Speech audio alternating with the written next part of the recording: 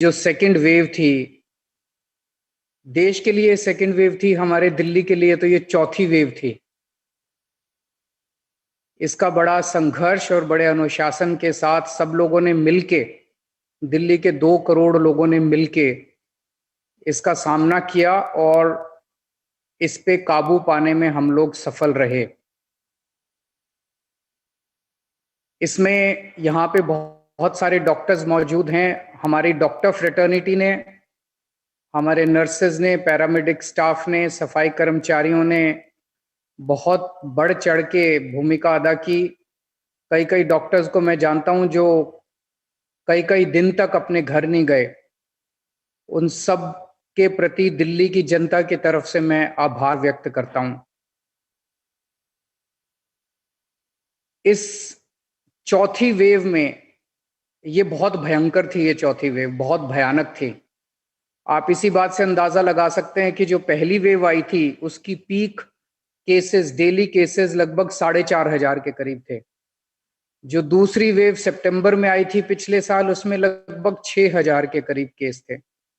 जो तीसरी वेव आई थी उसमें 8,500 डेली पीक थी, और ये जो चौथी वेव आई थी इसमें 8,500 से एकदम से 28,000 केसेस डेली आ रहे थे।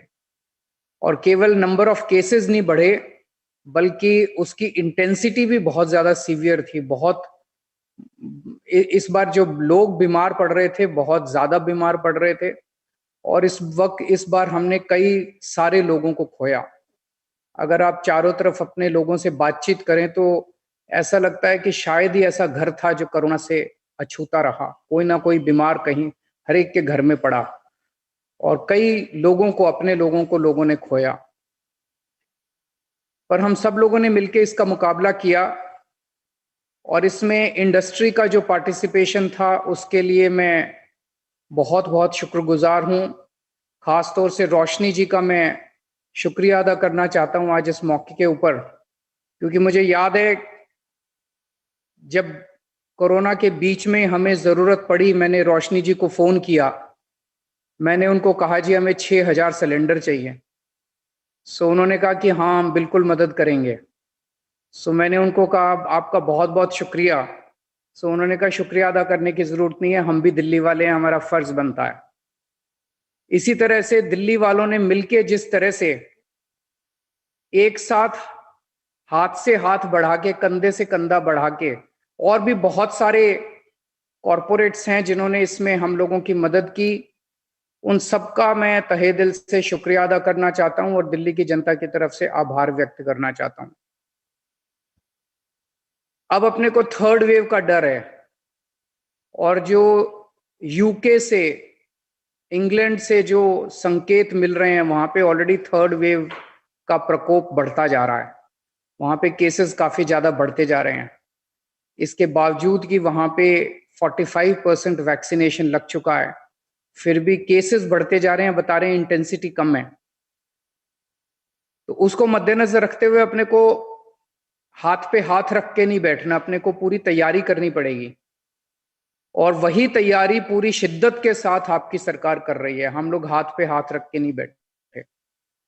ये जो फोर्थ वेव आई थी दिल्ली की, इस दौरान कुछ ऐसी कमियां हम लोगों की महसूस होती हैं। जैसे ऑक्सीजन की सबसे बड़ी हमारे को किल्लत हुई।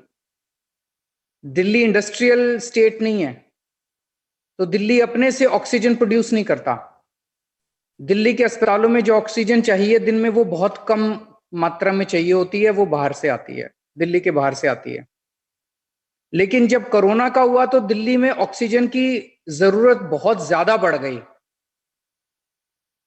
डेली, रोजाना दिल्ली में जब कोरोना नहीं होता है उस वक्त 150 से 200 टन ऑक्सीजन की जरूरत, उससे भी कम ऑक्सीजन की जरूरत अस्पतालों में होती है। मेडिकल ऑक्सीजन की जरूरत 150 टन के करीब होती है, बाकी इंडस्ट्रियल ऑक्सीजन की थोड़ी बहुत जरूरत होती है।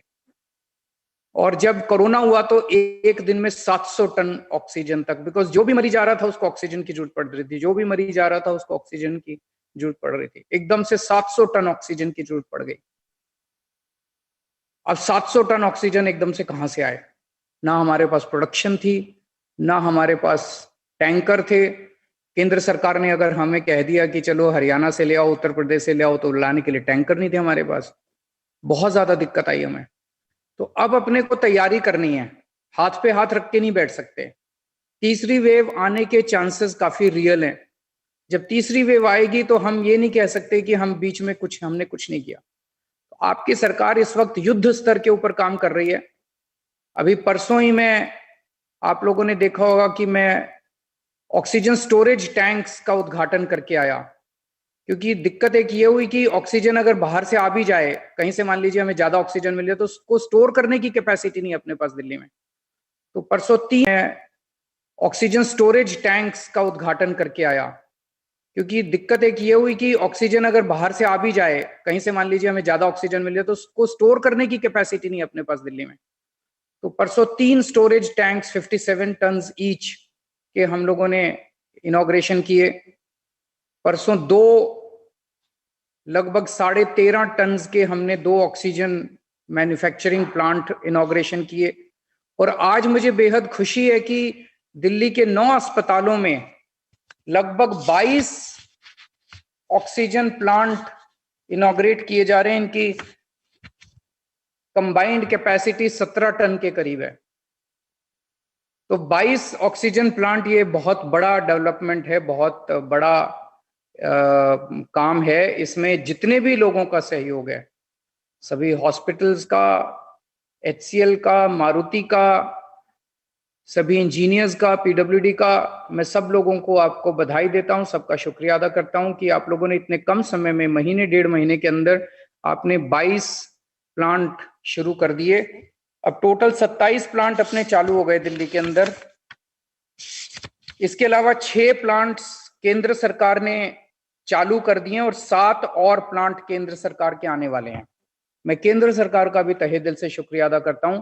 जैसा मैं हमेशा कहता आया हूं कि ये कोरोना इतनी बड़ी बीमारी है कि इसको हम अकेले नहीं लड़ सकते, हम सब को मिलकर लड़ना पड़ेगा। इसमें समय काफी सहयोग मिला।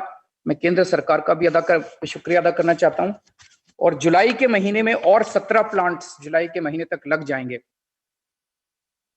इसके अलावा ऑक्सीजन टैंकर्स भी हम लोग प्रोक्योर कर रहे हैं, ताकि अगली वेव आए तो टैंकर्स की भी कमी अपने को नहीं होनी चाहिए।